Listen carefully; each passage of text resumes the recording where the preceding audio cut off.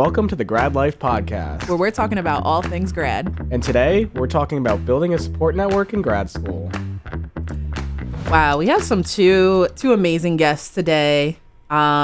Two clinical mental health counseling students are here with us today. We have Jodi and Carla joining us for this awesome Grad Life Podcast episode. And today we're talking about building a strong support system while in grad school. Now, you guys are first year grad students. So naturally, you may not have so much advice to share, but I think it's good because you have it fresh in your head of like the difference between undergrad and grad when it comes to building that strong support system. So could you share so far on your journey in grad school, what is the importance of having a strong support system? I think the importance of having a strong support system is just making sure that you are on the right track, and also just having somebody to go to or people to go to where you're feeling stuck on your journey. There's nothing wrong with having people to go to that you can say, hey, I'm having a rough time, or I'm struggling with something. So it's so important to have that community of people that understand like your trajectory and know where you're going, to say, hey, when times get rough, hey, we're here for you, and to keep going. Yeah. What about you, Jodi? I kind of agree, and I think that I'm going into a profession where I'm telling people, hey, reach out to community, reach out to get support, and I feel a little hypocritical when I don't do it myself, when I sit there and self-isolate, or I'm just drowning in my feelings of like loneliness and despair. So I see my support group as sort of like the foundation on which I stand, and I wouldn't be able to stand without that foundation. Whenever I'm going into my negative emotions and my negative thought patterns, those are the people that I go to. Yeah. I think people think like when you're in grad school, like you're a full-fledged adult. So you can't go to anybody. You can't go to your parents anymore because like, you're not living at home maybe anymore or something like that. But I think it's almost even more important because a lot of times people feel like they don't have that support. They don't have that person that they can go to. Mm-hmm. And so they feel even more isolated, drowning in papers, drowning in trying to get these assignments done, or drowning in like being to class on time or something like that. But that strong support system it's essential, I think, regardless of where you're at in your grad school journey. I think freedom and independence come at a cost. And it's very overwhelming to have that much freedom, not to live with your parents anymore, but not to be in a dorm with apartment roommates or anything like that. Like you are by yourself. I'm like, oh, I have to do this all on my own, when in reality that's not the case at all. Yeah. Right. Yeah. And a lot of times you don't even think about like when you had that roommate in college, like you had that person to just vent to, even for it was 30 seconds. You probably didn't even realize that you were venting to that person or having them be your support system. And when you don't have that in grad school, it's like a totally different experience. So you kind of have to like make that small group yourself, whether it's with your cohort or outside friends or family. Mm-hmm. And just recently, guys, in our because I know we're all in clinical mental health over here. Just recently, the topic of self-care has popped up in our one of our courses, and I just totally like blanked. Good, just start over. So what is based on our recent coursework on self-care that we've gone over and started to read about, what do you guys think are some key components of support systems? How do I want to word this? Oh my god, my head's so scrambled. I'm so sorry. We're gonna cut all this out, don't worry. I would just say, what are the key components of your support system while you're in grad school? Okay. So what would you guys say are the key components of your current support system getting into your time in grad school right now? For me, my support system consisted of the accessibility office, to go down there and to really advocate for some accommodations that I needed for my classes. And there I've always created a little network of people that really supported me on my journey in that way. And I could go to them and not feel judged or embarrassed for anything that I'm struggling with in my classes that perhaps my peers may not understand or acknowledge or familiarize themselves with. And so it really helps me to channel my energy going over there and talking with them and getting to know them, so that they see the growth from where I started from and where I'm at now. And that really helps me with anything down the line and going to them about anything that pertains to their trajectory of where they are and where I want to be, their desired roles that I want to be in someday, and helping me get there, that I can get there as well. And no matter what circumstances that I'm going through, that I may feel like I'm not good in or adequate in, that they help me to center myself and say, no, Carla, you're here because you have a purpose, and you know yourself, and like why you want to do the things you want to do in academia per se. That's amazing. The accessibility office, like whether you're at Newman or at another school, if you have any reason to need to go there, go. Don't be embarrassed. Like you said, Carla, like they want to see you win, Mm-hmm. so they're gonna help you, and that is an amazing support system that you have. Yeah, they're amazing. That's awesome. Always been amazing. Shout out to that office. So key components on campus or just overall? Just Anywhere. overall. So I guess the key components of my support group are, I'm a very, I would say, needy person in different aspects of life. So there's different needs that I have, and I just have a plan for what I need with different friends, parents, coaches. Like, let me reform my thoughts here.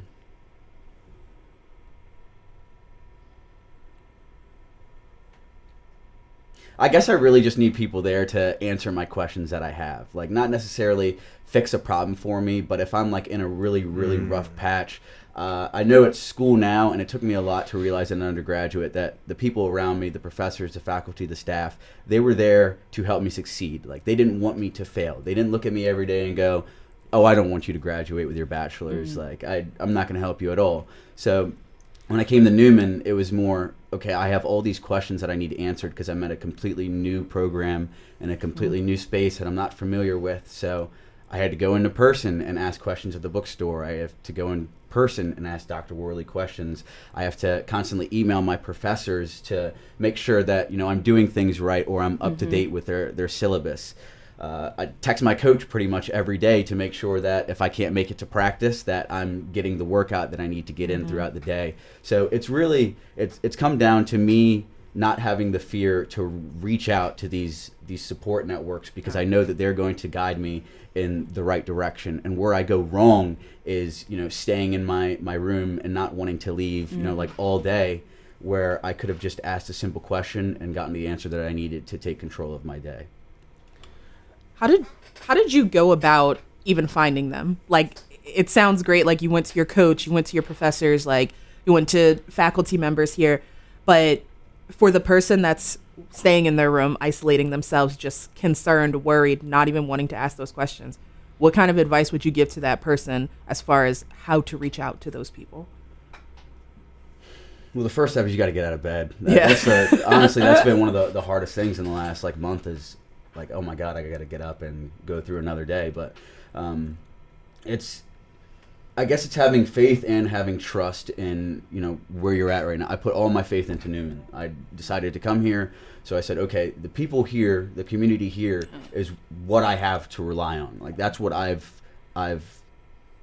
set myself up for. So if I'm in, counseling 500, the person that I have is Dr. Mayer. Like, that's who I have out to reach out to. If I'm avoiding her for whatever reason, then, I could be missing things. So it's knowing, who to rely on in whatever space that I'm in. So if it's a workout thing, I'm texting coach, and I just have, trust that they're going to guide me in the right direction. But, I'm only 2 months in now, so there's more and more people that I'm going to meet, more and more people that I'm going to be able to rely on in different aspects of, doing my degree here. Yeah.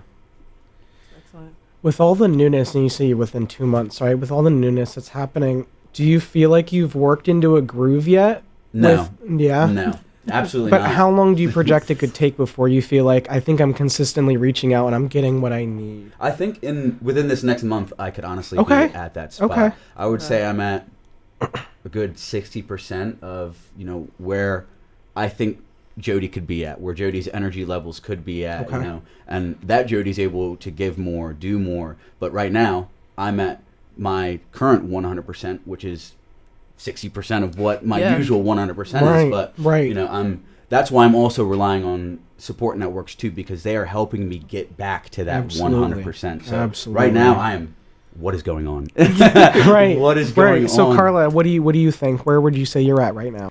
Very good. I utilize my support networks outside of Newman as well, and I just feel so happy to be here and being a part of like this like tight knit family that we have here. For so long, I've just craved to be in this academic space where like I feel heard and seen, and can also jive with other like-minded individuals who share the passion of learning that I do. And so it was a little rough in the beginning, like just trying to get acclimated, but I think now like I've just feel more solidified and I feel centered because I know my reasons for being here. And even when I doubt myself at times that I'm not excelling the way that I should, or if I'm getting like a couple criticisms from my professors of like, okay, you need to fix this, you need to fix that. Sometimes I go to my own sanctuary at home and I feel like I beat myself up because we're all human at times. But I have those people in my life that are, supporting me and rooting for me that everything's going to be okay. So I feel so much better and a lot more confident than when my first week being here. I think that's going to look different for everybody. Like we just had another student come on our show in our last episode, and she said she didn't even get into her groove until like the third year. Yeah. So like it's going to look totally different, and you might even think you're in your groove and ready to go in your first year, your first 2 months, but then you get into your third year and it's like, wow, I thought that I was in that right place, but now I'm like really ready to be in that right place. And that's typically like it's right after that you're like, oh, now I'm leaving the program. And I think it's also perfectly fine and perfectly okay too, because we feel differently right now, but I think we also feel the same in certain ways. Like I'm very happy to be a part of this program. I'm very happy to be a part of this community. Everyone's just in a different stage of life and going through different things. So my 60% might have nothing to do with Newman University, and it really doesn't. So Newman is really meeting me where I'm at right now, and I'm able to rely on this community to get to where I need to be. So if it takes me another 3 years before I'm in that groove again, I know it's going to be there because I have faith and I have trust in the people here to help me get there. And I like your point about how we're all coming from different places, but something that really spoke out to me in our clinical mental health group is that we have such a wide variety of age difference in our class, and people that are coming from so many different places and different prospects as to why they're even coming into the program, but we all have this common goal. And with people, it takes one to, how do I want to word this? Coming into the helping profession, majority of the time, we're people who have been through our own, tragedies and hardships in life, and we have to understand ourselves in order to understand other people. Our cohort will become a peer support group over time, as we get through these classes in advance, because a lot of us are, full-time or even part-time. We're going to continue to be in the same classes with each other. So we're going to be able to rely on each other for feedback and whatnot, especially once we move into preclinical time, and forming this bond and kind of like addressing some of those barriers, within ourselves. The earlier on we can do that, the easier it'll be to, be able to rely on our peers. Because like I said, we all have a common goal coming into counseling, and I think this can go with any major that you're taking. Everybody has a common goal, whether you're PSA, cybersecurity, DPT, nursing too, another health field. You guys are all kind of in your foxholes together, Yeah. And those honestly might be the main people that you can connect with and relate to, because they're literally all doing the same graduate program as you. So if you have people in your grad program, they might be in a different walk of their life, but at the same time, they're taking the same exams as you are. They're taking the same writing assignments as you are. So you're able to connect with them on that level, and that kind of just builds your support system even more. Exactly. And outside of peers in your support system, how do you balance professional relationships in that support system? I mean, it might be with professors, adjuncts, but let's say you're working in this field already. Like, how do you balance that support system with a working relationship, with a professional relationship? So I kind of know what I need from different people. So I'm not I know that I'm not Yeah. going to go to Sister Mare and just start breaking down in front of her, crying, hey, this is my life right now. This is what's going on. I don't need to do that because I already know how my support group runs, and I know the people, and it's not just person. I know the people that I need to call if I'm like that in any given moment at all. Like I have, if you go to a therapist, they'll give you a plan. Mm-hmm. So I have 2 people on that plan. Who are the first 2 people you're going to call? You're going to call when something bad happens and you want to go back to staying in bed and not getting out of bed again. So I have those people.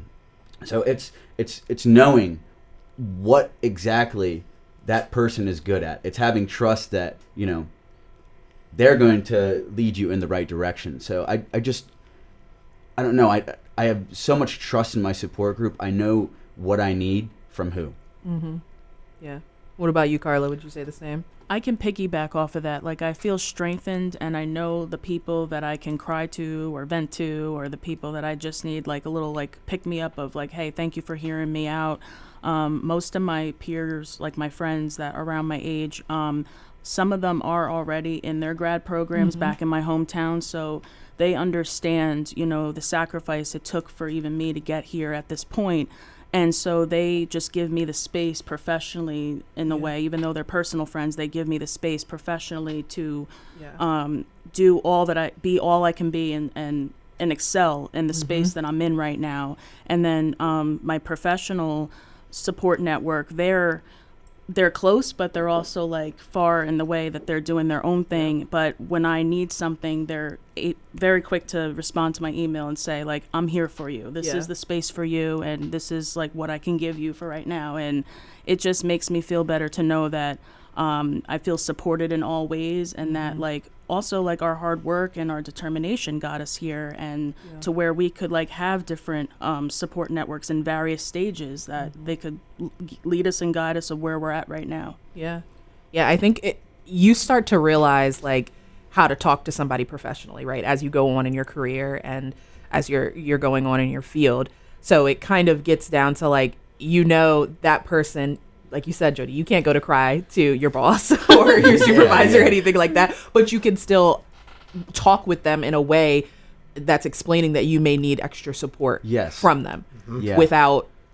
If I were to go to Sister Mare and I'm going through something, it's, hey, we have a lot of assignments coming in right now. Like I know this assignment is 2 weeks away, but this is where I'm at in it right now, and I still don't think that I'm gonna, be close to this date. Is there any way that I can get it? That's the kind of approach that I'm going to. I know what they can help me with. Most of the time when I go to friends with problems, I just need the empathy. Like there's nothing that you can say to me right now that takes this pain away. Right. Like this pain is there. I need you to go, oh my God, that sucks, man. Like I'm here for you. If you need anything, I'm here, but you don't need a problem solver in that situation. If I'm going to Sister Mare and something happened to me, I'm not expecting her to fix it, but there is something that is coming in the future that could add to my stress, my anxiety, my depression. And if I don't turn into that assignment and I get a 0, you best believe I'm going to be in a horrible mood. So why not fix it now? Why not be proactive and realize that she's not there to fail me? You think a professor, you think a someone with a doctorate wants to just have students fail? No. Like if I reach out in adequate time, I'm going to get what I need from her. She's a resource for me. She's there to help me. She's not there to hurt me. She's there to help me become the best counselor that I can be. And if I'm saying something like that to her, that's showing what kind of counselor that I'm going to be. Exactly. I'm there for myself. Exactly. And like you said earlier, you're like, you can't help anybody else until you help yourself. And like you said, with the huge peer support group that we have going on, we're all studying the same thing, but we're all studying such different things. This is mental health, the clinical mental health. This so diverse. Like we are talking about the nature of human beings. Like if I can't learn from every single person in our classrooms, then there's no point of me being there. I'm not there to just learn from Sister Mare. I'm not there to just learn from Dr. Parks. Like I'm there to learn from every single person in our cohort because they are bringing so much knowledge. Like to me, like selfishly. They're bringing so much knowledge to me, so much background. So that's why I just rely on the support groups, because like we all, like inherently, subconsciously, we all want something, and that's we're all there because we want that. Yes. Right. Basically. Totally agree with what you're saying. Yeah, Jodi, I think a lot of what you've been doing to, like, you know, spreading yourself out across, like, I want to say different types of support networks. Like you said, it's kind of like a give and take relationship. Like, you'll pull from different sources depending on the situation.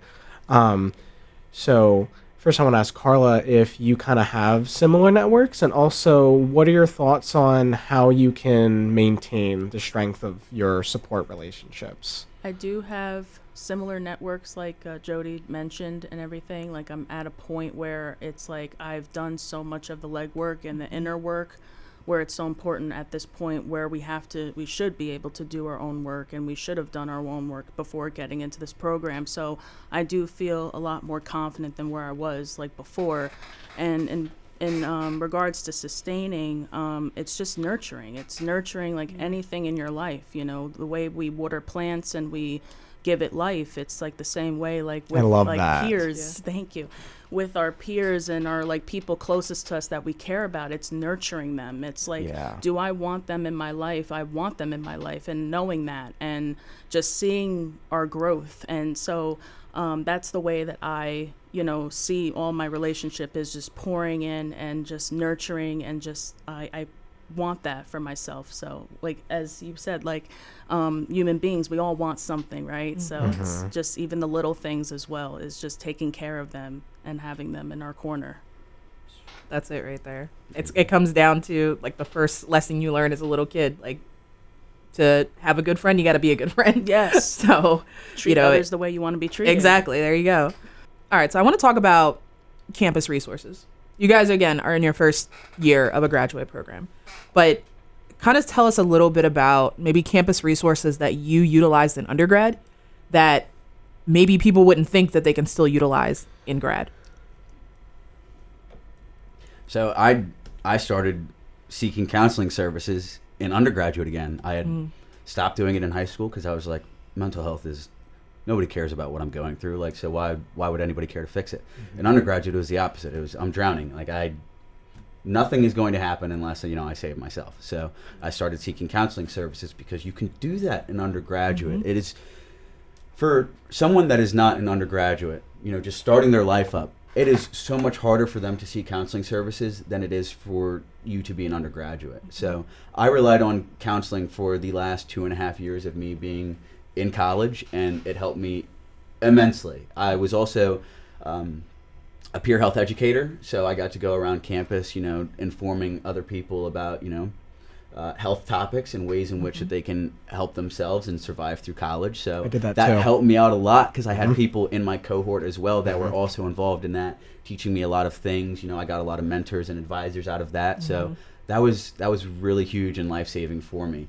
But in undergrad or in graduate school, it's working a little differently because, you know, you don't really have that same opportunity that you did in undergraduate. You don't get on this campus, you don't get counseling services as a graduate student. But what the school does offer is timely care. Yeah. So that's what I've been utilizing in my transition from undergraduate to graduate. Because over the summer, I was like, okay, I'm not going to have any therapy services, but I will still be on meds. So, you know, everything's going to go fine. I have trust in this transition. Life happens. You know, the prescription didn't end up, you know, transferring over to the pharmacy. So I ended up not being on meds. I still haven't been on meds in about 3 months now. But, you know, I've had the trust and the self-care and my support systems to, you know, get me through the transition. So now I'm seeing somebody with timely care because that service is offered to us as graduate students. So although I don't get to go in to see somebody, I'm speaking with somebody now that is, you know, more culturally competent for my care. So this online research has been huge. And, you know, from seeing that, I'm like, oh my God, virtual services are actually helping so many people. So now I'm like, my literature review and my research now in class is looking in virtual care. So I'm like, I really want to explore not only, you know, how my relationship with virtual care is now. I want to see how it interacts with other people, who are in, the same population as me. So that's amazing. That's huge to rely on, is especially if you're someone that needs counseling services, timely care. You get like 8 per semester, 8 sessions per semester. Yeah. Honestly, it's interesting because a lot of times people will go into something thinking like, oh, they don't have what I need. But then when you get it, you're like, wait a minute, I didn't realize that I even needed this. But like, this is amazing. This is really helpful for me. And so like, as you're thinking about different resources and where to go on your own campus, check out everything. Even if you might think it's a virtual session, that's not going to help me. I need to be in person. I need to talk to somebody because I know that's me. But then you try it and it's like you said, Jodi, you're like, this is great. This is actually helping me. And that's what a lot of men will say too, because, mental health is so stigmatized among the male population, but, we're the ones that are dealing with it often the worst and in the most extreme ways. So, most men will say, therapy doesn't fix anything. And you're right. Therapy does not fix anything. That job is up to you. Yeah. The whole point of going to therapy is so that you can learn how to fix those problems that you have, how to work through those, negative thought patterns and such. It's how to reach out to people. It's not, oh, you're going to come to therapy and everything's going to be fixed for you. It's not. What therapy, does for me, even though I don't really want to go all the time, is it helps point me in the right direction so that I can take control of myself for the next day, week, month, year, whatever. Helps keep you grounded. Yes. Yeah. So, what would you guys say will end up being your number one resource to seek for emotional support when you start to come across challenges in grad school? I actually have a good friend who was a professor in my undergrad at Georgian Court University in New Jersey, and he now transferred to Florida, and he's a provost over at Pasco campus. I think it was the East Campus one, and he's just been a tremendous resource for me. He also got his theology degree as well, so he really resonates with a lot of what we're taking, like the spiritual classes, and he's just like someone, we had just such a similar background before like academics, and then just understands like where I'm at, like giving me what I need. And so he's just someone that I can just email, and he's very responsive person to get back to me, and I'm very grateful for that and appreciative. And he's just been just like a game changer, like just helping me like with so many different avenues, and just getting me in the right direction of like where to go and everything. And I'm just so thankful for his support. That's really amazing. How did you come across him? He was my professor actually for a religious class back in my undergrad. Okay. And we just like, I kept sending him like different papers that I had, and he just was very thorough and gave me like just like, to improve as a writer, you should do this and do that. And then we just developed like a friendship and everything. And he's just someone like who's one of my main support systems outside of Newman that I just relish, and I'm very like grateful for to have him like on my side in a way, like towards like getting better and developing like my academic edge. That's so important to stay connected with people that you came in contact with back in a previous, not life, but situation, your undergrad. Like, I think it's so important, like in any grad program, to stay connected with those professional connections that you made, to stay connected with previous professors. Even if you're going to a different school now, they're there to help you and guide you, and you can continue that support throughout your grad program. Definitely. Yeah, definitely. Of course, I did my undergrad here in psychology, so I'm constantly visiting the upstairs wing when I, am making my trips to Bachman and whatnot, and I have a good relationship with my psych professors, and I plan on interviewing a professor that he is an LPC, and he taught me. He's like one of my greatest mentors, and I plan on using some of his knowledge to my benefit as I'm going through the grad program. So the way what I call that is what goes around comes around, Yeah. like it's really good if you're able to reestablish some of those connections. I know for some people, it's been a long time since they went undergrad, but it can't hurt to just reach out, just make an attempt. 'Cause you never know what could come out of a situation. Yeah. I mean, oh my God, I could not tell you guys how many, doors opened up for me simply from just going to people's offices and having a simple conversation with them. Part of which, what got me sitting here right now at this table doing the podcast episode, It's very true. So- Sean was in our grad admissions office every single day.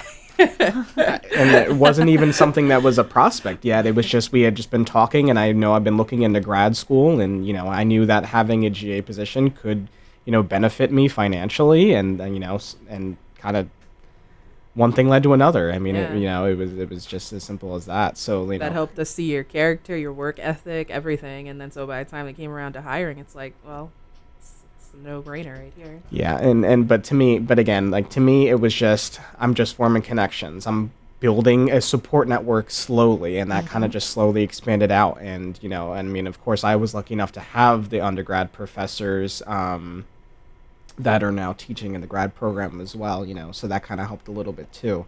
But I didn't know that until I started connecting with him more and being, oh, you guys teach in the grad program? Well, that's cool, because I might be interested in this. Again, like, you have no idea until you start putting your foot forward in those things. So the next question that I have you guys had any specific hurdles in our grad school time thus far that you guys would like to share, and how you were able to kind of get over that little hurdle? With that support system? So there was like a little something that was going on in our program where we got like a letter, and when I opened it, it sent me into a tailspin. I got very emotional over it, and I just, I had to, as humans, we get upset, and then I calmed down, and I naturally just emailed Dr. Worley, and I said I would like to schedule a meeting and a conference with you to go over these details, because I don't know what this means for me. I don't know what this means for everybody else. And, just so we can just, hash this out and talk this out. And then we met in person, and I felt so much better, just like being able to just calm down from that initial reaction to that letter, and just being able to talk with the program director regarding like what's happening, and her give me honest, sincere feedback of what this means for not only me, but everybody else. And I just felt so much better that I was able to calm down and emotionally regulate myself and use my strategies that I've learned all along before coming to grad school, to make myself feel professional and like mature and everything. And I also utilized what I just said before regarding my provost friend in Florida. I had him look into it, and he gave me some honest feedback too of not to worry about anything. And my educators, my previous educators who understand the academia world and more than I do at this point, and I just felt lighter, and I just felt very like proud of myself that I was able to go about this in a very conducive, productive manner. And I'm very thankful for just having those strategies in place of everything that I've worked on over the years to help me get to a place where it's like I'm not stressing myself out and getting upset. I took a deep breath, and I was like, Carla, it's going to be okay.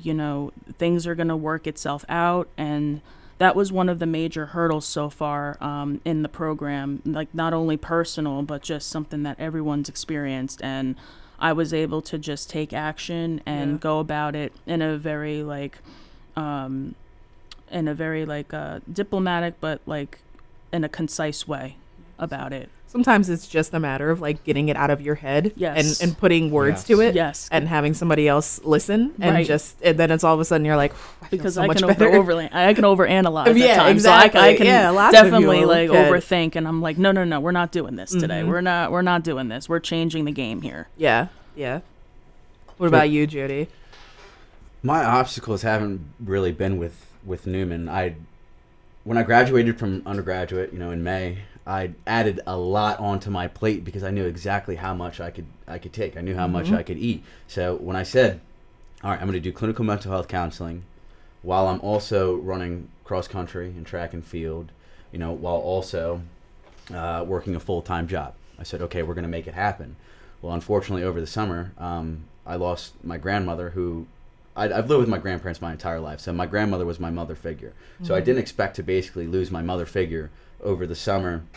And then, just since starting this program, I've also had, problems getting, like my FBI background check back so that I could actually start work. So there's been, just a couple other obstacles.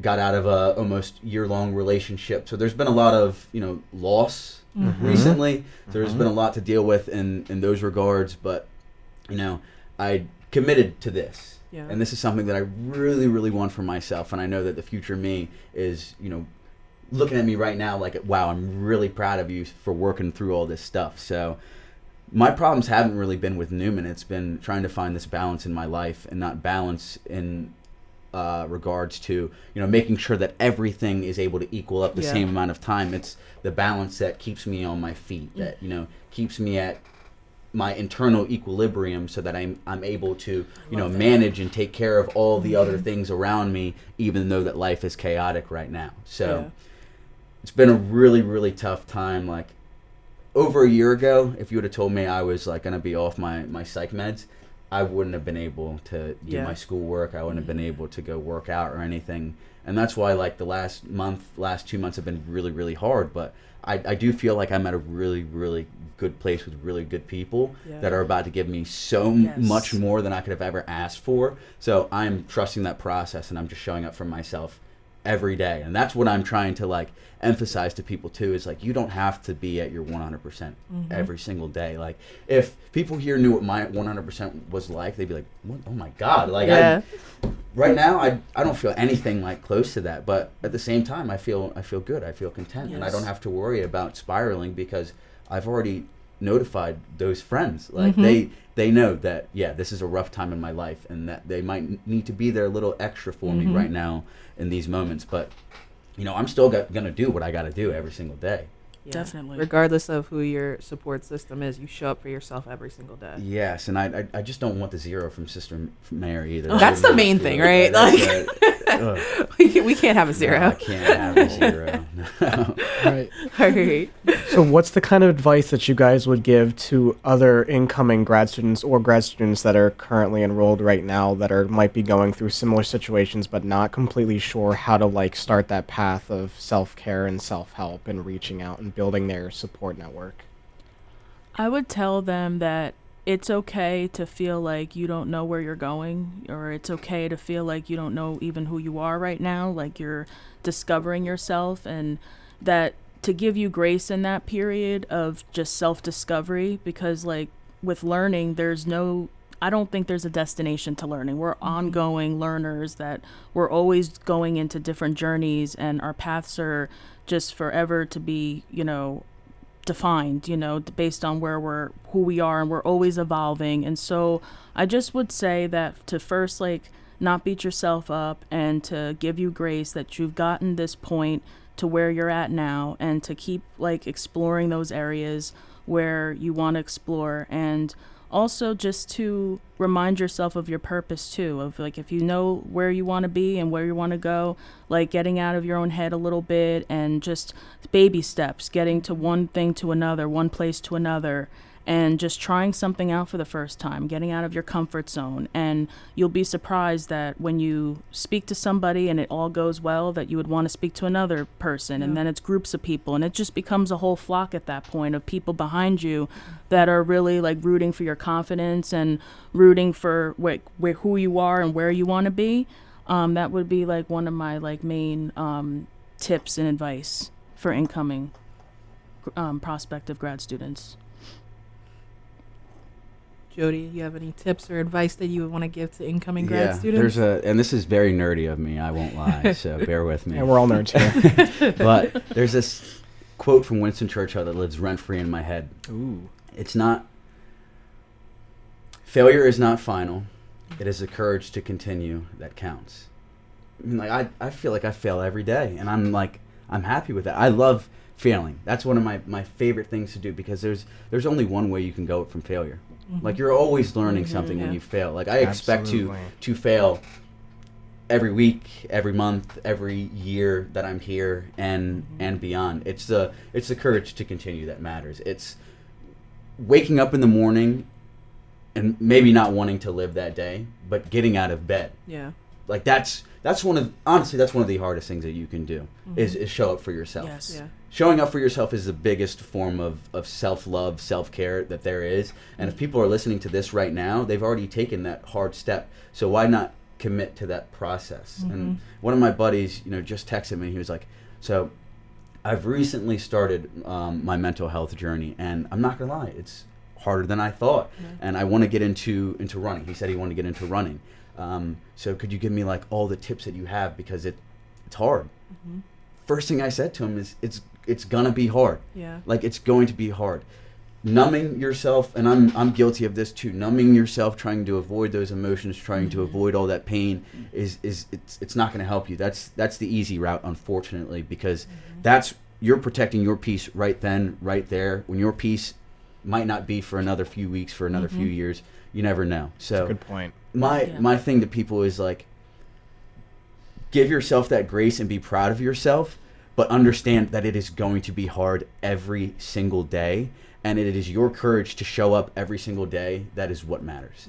That is all that matters, because you might end your day with giving 100%, but like I said, that could be 40% of what your actual 100% is.